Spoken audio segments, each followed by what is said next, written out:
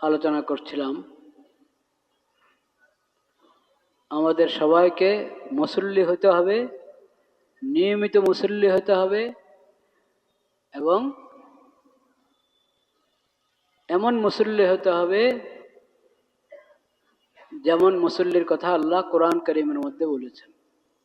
মুসল্লিদের যে সমস্ত গুণাবলীর কথা কোরআন কারীমে আছে, হাদিস শরীফে আছে, ওইসব গুণাবলী অর্জন করতে হবে। আমাদের সালাত এমন সালাত হতে হবে যে সালাতের কথা আল্লাহ কোরআন কারীমে বলেছেন, ইন্নাস সালাতা তানহা আনিল ফাহশাই ওয়াল মুনকার। সালাত মানুষকে সকল অশ্লীলতা এবং গুনার কাজ থেকে, মুনকার কাজ থেকে বিরত রাখে।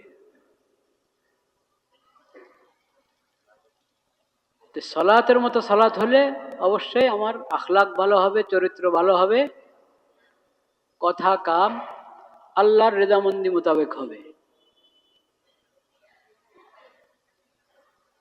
সেই এমন এমন সালাতের আমাদেরকে মেহনত করতে হবে, ফিকির করতে হবে। আল্লাহ তাআলা তৌফিক দান করেন। তো সালাতের বিষয়ে শরীয়তের যে বিধানগুলো, মৌলিক কয়েকটা বিধান বলা হলো, মুসল্লি হওয়া এবং নিয়মিত মুসল্লি হওয়া, বিনা কারণে শরীয়ত সম্মত ওযর ছাড়া নামাজ যেন কি না হয়, কাদা না হয়।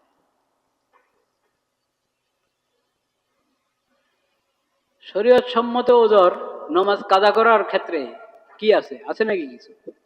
কারণ শরীয়ত তো যত ওযর হিসেবে নামাজের বিধান দিয়েছে। দাঁড়িয়ে পড়ার শক্তি নাই, দাঁড়িয়ে পড়ার শক্তি নাই, বসে পড়ো। বসে পড়ার শক্তি নাই, শুয়ে পড়ো। ছাড়, ওযু করতে পারছো না, তায়াম্মুম করো। সেজন্য এমন ওযর খুঁজে বের করা যে ওযরের কারণে ব্যক্তি নামাজ আদায় করতে অক্ষম, এখন যদি নামাজ আদায় না করে আল্লাহ মাফ করে দিবেন, ওইরকম ওযর কি আছে? আছে যে হুঁশ, কঠিন অসুস্থতার কারণে হোক বা অন্য যে কোনো কারণে হোক, তার হুঁশ নেই, নামাজের সময় হলো কি হলো না খবর নাই, মানুষকে চিনে না। নামাজি মানুষ কিন্তু এখন নামাজের ব্যাপারে তৎপর, কিন্তু এখন নিজের থেকে তো নামাজের কথা বলবে, দূরের কথা আরেকজন স্মরণ করিয়ে দিলেও বুঝে না যে কি বলা হচ্ছে আমাকে। ওরকম কঠিন অবস্থা, তখন তো সে মাজুর, বাস্তবে মাজুর। নামাজের কথা বুঝতে পারছে না, জানতে পারছে না। অনেক সময় নামাজ শুরু করে দেয়, কিন্তু কয় রাকাত পড়বে না, কয় রাকাত পড়বে না খবর নেই। পাশে আরেকজন দাঁড়িয়ে বলে দিচ্ছে, তাও ঠিক রাখতে পারছে না। ওই ধরনের একটা হালাত, সেটা হলো ওযরের হালাত। নতুবা মুসলিম আবার নামাজ কাদা করবে, এটা হইতেই পারে না। নামাজ কাদা করতে পারে না মুসলিম। নিয়মিত নামাজ, 5 ওয়াক্ত নামাজ সমমতে, ইন্নাস সালাতা কানাত আলাল মুমিনিনা কিতাবাম মাওকুতা। সালাত মুমিনদের জন্য আল্লাহ যে ফরজ করেছেন, এটা নির্ধারিত সময়ের ফরজ, মানে প্রত্যেক নামাজের জন্য সময় নির্ধারণ করে দেওয়া হয়েছে। সময়ের শুরু এবং শেষ, এর ভিতরে নামাজটা আমাকে আদায় করতে হবে।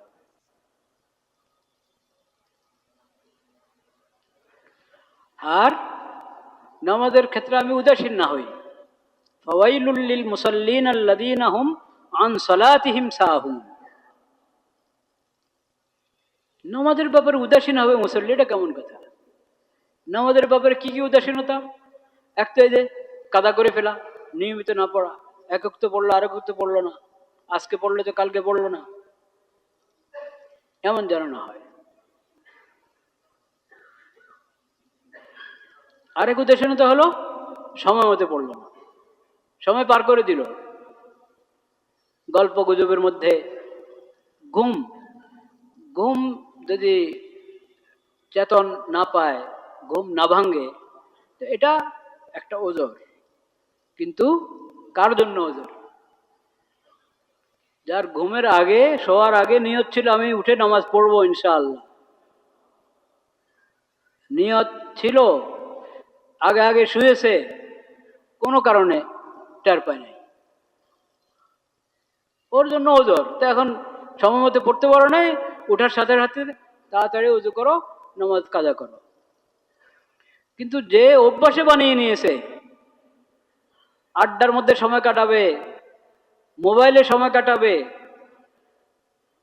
আর ঘুমাতে ঘুমাতে 1টা 2টা 2:30, শোয়ার সময় তার কোনো নিয়ত নেই যে আমি উঠে ফজর পড়বো, যখন ঘুম ভাঙে তখন দেখা যাবে। এই ব্যক্তির ঘুম না ভাঙা এটা ওজোর হিসাবে ধরা হবে না। তুমি তো বদ অভ্যাস বানিয়ে নিয়েছ, ফজরের নামাজের জন্য আমাকে উঠতে হবে, সেটার জন্য আগে থেকে প্রস্তুতি নিতে হবে। তোমার প্রস্তুতির খবরে নাই, নামাজ আদায় করার নিয়তে নাই। যারা নামাজি তারা তো দোয়া করে শোয়, কোনো কারণে কোনোদিন দেরি হয়ে গেছে, কোনো সফর থেকে ফিরতে দেরি হলো, এখন শোয়ার আগে চিন্তা করে অ্যালার্ম দেওয়ার চেষ্টা করে, কাউকে দায়িত্ব দেয় ভাই আমাকে জাগিয়ে দিও, এবং দোয়া করে শোয়, আল্লাহর কাছে বলে যে আল্লাহ আমাকে তৌফিক দান করেন যাতে ঠিক সময় আমি নামাজ আদায় করতে পারি, দোয়া করে। সূরাতুল কাহফের শেষের যে 2-1টা আয়াত, কোন জায়গা থেকে, ইন্নাল্লাযীনা আমানু ওয়া আমিলুস সালিহাত কানাত লাহুম জান্নাতুল ফিরদাউসি নুজুলা, এখান থেকে সূরার শেষ পর্যন্ত এটা পড়ে শুবেন, তাহলে জাগনা পাবেন। তাহাজ্জুদের জন্য অনেকের ঘুম ভাঙে না, এখন শীতকালের এত লম্বা রাত, তাও শেষ রাতে অনেকের উঠা হয় না, ঘুম ভাঙে না। তো ঘুম ভাঙে না, ওটার ব্যবস্থা করতে হবে। একটা হলো এরকম দোয়া করব, দোয়া পড়ে শুব যে আল্লাহ আপনি আমার অল্প ঘুমে আমাকে তৃপ্তি দান করেন। মুসান্নাফ ইবনে আবি শাইবা হাদিসের একটি কিতাব, ও কিতাবে বড় তাবেঈ একজন ইমাম, ওনার এই দোয়া বর্ণিত আছে, আল্লাহুম্মা শফিনি মিনান নাওমি বিয়াসির, আল্লাহুম্মা শফিনি মিনান নাওমি বিয়াসির ওয়ারযুকনি সাহরান ফি তাআতিক। আল্লাহ অল্প ঘুমে যাতে আমার তৃপ্তি হয়ে যায়, ঘুমের যে ফায়দা, ঘুমের যে উপকার, ওটা অল্প ঘুমে যেন আমি পেয়ে যাই। অনেক আছে সারা রাত ঘুমা কিন্তু ঘুমের ফায়দাটা নাই, ঘুম ভাঙার পরে দেখে যে মনে হয় যেন স্বস্তি নাই। ঘুম তো আল্লাহ তাআলা দান করেছেন সুবাতান, ওয়াজআলনা নাওমাকুম সুবাতা, সব ক্লান্তি দূর হয়ে যাবে ঘুমের কারণে। ঘুমের পর যখন উঠবে একবারে তাজা দম, কোনো ক্লান্তি নাই, পেরেশানি নাই। কিন্তু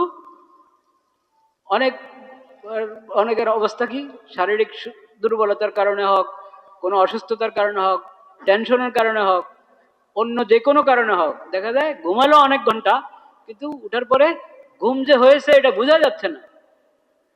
সেই শরীরের মধ্যে ক্লান্তি, সেই পেরেশানি, অস্থিরতা, মাথা জ্যাম হয়ে আছে, এরকম হালাত হয়ে থাকে।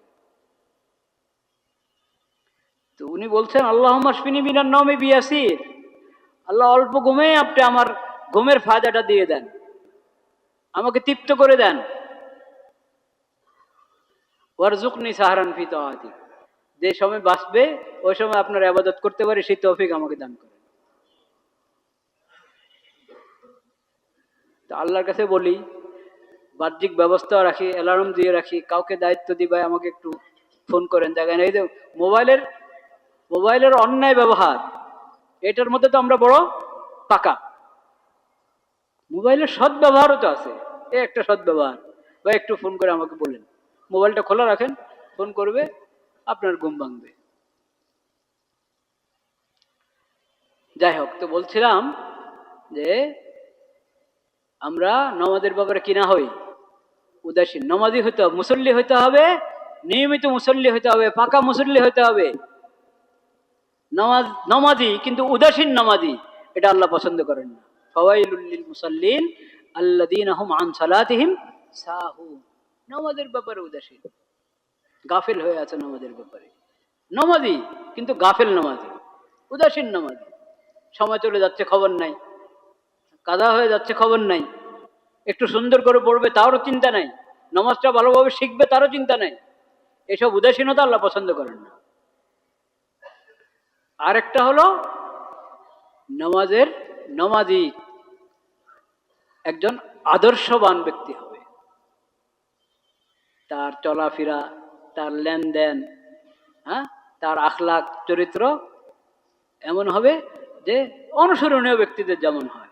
ওই কথা আল্লাহ কোরআনে বলেছেন, সূরাতুল মাআরিজের মধ্যে। ওটা পরে কোনো সময় আল্লাহ তৌফিক দিলে হায়াত রাখলে আলোচনা হবে ইনশাআল্লাহ। আজকে আমরা নামাজটা সুন্দর করা, নামাজটা যাতে আমাদের কি হয় সুন্দর, নিয়মিত পড়ছি, প্রতি ওক্তে পড়ছি, কিন্তু সুন্দর হচ্ছে না। নামাজ সুন্দর করার ব্যাপারে নবী করিম সাল্লাল্লাহু আলাইহি সাল্লাম যে হেদায়েত আমাদেরকে দান করেছেন, ওই দু একটা হাদিস ইনশাআল্লাহ এখন পড়া হবে। আল্লাহ আমাকে আমাদের সবাইকে আমল করার তৌফিক নসিব করে।